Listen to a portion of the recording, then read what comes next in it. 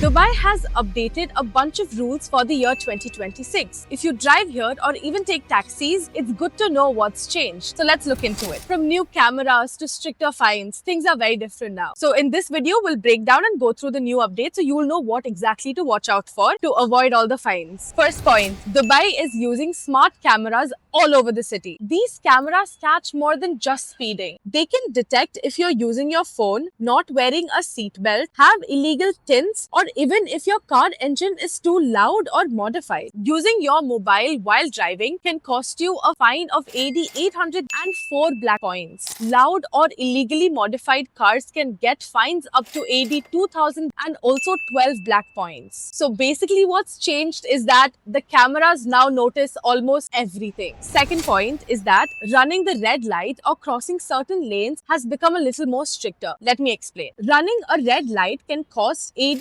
1000 fines and 12 black points, and your car can even be impounded for 30 days. Crossing a solid white line on highways can get you a fine of 400. So ensure to follow all of these new traffic rules and updates because the fines have gotten much higher compared to the last couple of years. Number 3. Delivery bikes and lane restrictions. Delivery riders also have new rules. They can't use the fastest lanes on big roads like E311 or E611. Breaking this rule or riding recklessly can cost up to AED 1,500 in fines and permits can be suspended. So basically this means that everybody needs to stick to the correct lane. Rule number 4 that we're going to talk about is speeding fines. Speeding is now being enforced with different tiers and it's more stricter. If you go 20 kilometers per hour over the limit, your fine is AD 300. If you go 40 kilometers per hour over the limit, your fine is AD 700. If you go 60 kilometers per hour over the limit, your fine is AD